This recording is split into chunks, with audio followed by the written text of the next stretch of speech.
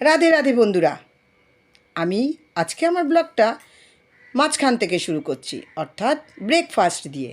তার আগে তোমাদের সকলকে কৃষ্ণপ্রিয়া উইথ মিতালি চ্যানেলে স্বাগত জানাই। সকলকে অনেক অনেক শুভেচ্ছা জানাই আমার এই ভিডিওটা দেখার জন্য। যারা নতুন দেখছো তাদের সকলকে বলি লাইক অবশ্যই করে দিও, শেয়ার সাবস্ক্রাইব করতে ভুলো না বন্ধুরা।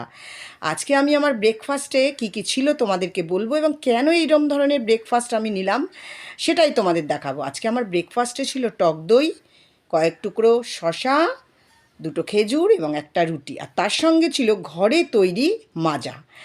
তো আমরা সকলেই জানি দই হচ্ছে আমাদের ফ্যাট কাটার, আর তার সঙ্গে শশার জুড়ি মেলা ভার।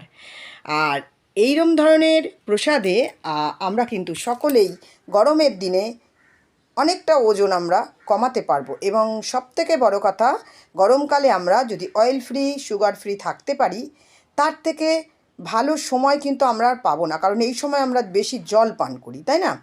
তো এই প্রসাদ আমার পাওয়া হয়ে যাচ্ছে, আমি বসে পড়েছি প্রসাদ পেতে। এত সুন্দর প্রসাদ, কত মজা করে আনন্দ করে আমি প্রসাদ পাচ্ছি। তো এর মধ্যে তো কোনো মানে মিষ্টি নেই, আমি তোমাদেরকে বলে দিলাম। তো গরমকালটা এভাবে কাটাতে পারলে খুব ভালো লাগবে, আর সমস্ত প্রসাদেই হচ্ছে আমাদের আশা পূরণ হয়। তো প্রসাদ পাচ্ছি, তার মানে এই নয় বন্ধুরা আমি কিন্তু ভগবানকে ভোগ দিইনি, আমি কিন্তু ভগবানকে ভোগ দিয়ে এসে এই প্রসাদটা পাচ্ছি। তো তোমাদেরকে এরপরে আমি দেখাবো যে আমি ভগবানের জন্য আজকে কি কি দুপুরের যে অন্নভোগ কি করেছিলাম। এবার চলে যাব রান্নাঘরে। চলে এসেছি রান্নাঘরে, দেখিয়ে দিই তোমাদেরকে কি করেছি আজকে। আমি বসিয়ে দিয়েছিলাম কড়া, এবং এর মধ্যে আমি করে নিয়েছিলাম ঝিঙে আলু পোস্ত। ঠান্ডা দিনে না হলেও গরমের দিনে এটা খুব পেট ঠান্ডা রাখে, এবং পোস্ত আমরা সকলেই ভালোবাসি কম বেশি, সে ঘটিই হোক আর বাঙালি হোক। তো আমি বসিয়ে দিয়েছি। আমাদের পোস্ততে কিন্তু আমাদের বাড়িতে আমরা হলুদ দিই না, কারণ হলুদটাকেও পছন্দ করে না। এবারে ভগবানের ভোগের থালাটা সাজিয়ে নেব। থালার ওপরে দিয়ে দিলাম অন্ন, দিয়ে দিলাম তেল লঙ্কা ভাজা দিয়ে আলু ভাতে, দিয়ে দিলাম এক বাটি বিউলির ডাল, দিয়ে দিলাম এক বাটি ঝিঙে আলু পোস্ত, এবার দিয়ে দেব এক বাটি টক দই, এরপরে আমি দিয়ে দেব কয়েক টুকরো শশা। সব সময় এই টক দই আর শশাটার একটা আলাদা গুণ আছে। এরপরে দিয়ে দেব আমি এক টুকরো গন্ধরাজ লেবু, আর দিয়ে দেব এক গ্লাস ঘরে তৈরি করা মাজা ম্যাঙ্গো, আর অন্যের ওপর দিয়ে দেবো এক চামচ ঘি। তো ভগবানের ভোগগুলো আমি সাজিয়ে নিয়েছি। আর আমরা যেহেতু বাইরের জিনিস ভগবানকে বিশেষ দিই না, সেই জন্যে মাজা ম্যাঙ্গোটা আমি বাড়িতেই বানিয়ে নিয়েছি বন্ধুরা। তো এবারে সমস্ত ভোগগুলো নিয়ে আমি চলে যাব ভগবানের কাছে। তো বন্ধুরা, আমার এই ভোগগুলো তোমাদের কেমন লাগছে অবশ্যই কিন্তু আমাকে জানাবে, কারণ আমি চেষ্টা করি ভগবানকে নতুন নতুন ভোগ দেওয়ার। তো এই ভোগের থালাটা সাজানোটা কেমন হয়েছে বন্ধুরা, তো তোমরা সকলে জানাবে। এবার আমি চলে যাব ভগবানকে ভোগ নিবেদন করে তোমাদেরকে দেখাবো।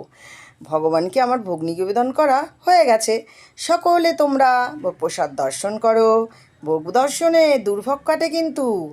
এবারে আমি তোমাদেরকে একটু ভগবানকেও দর্শন করাবো, কারণ ভোগ দর্শন করার পরে ভগবানকে একটু দর্শন করব না, তা তো হয় না বন্ধুরা। তো তোমরা সকলে এবারে ভগবানকে দর্শন করো। এখন আমি চলে যাব রেডি হতে।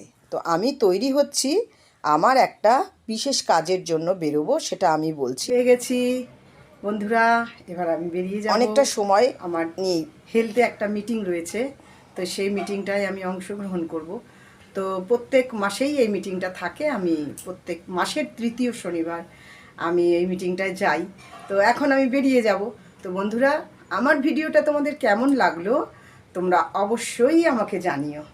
যদি ভালো লেগে থাকে তাহলেও জানিও, আর যদি নতুন কিছু করতে হয় পরিবর্তন, তাহলেও জানিও। তোমাদের মূল্যবান মতামতের জন্য আমি সবসময় অপেক্ষা করি।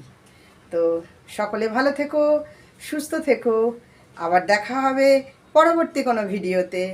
রাধে রাধে।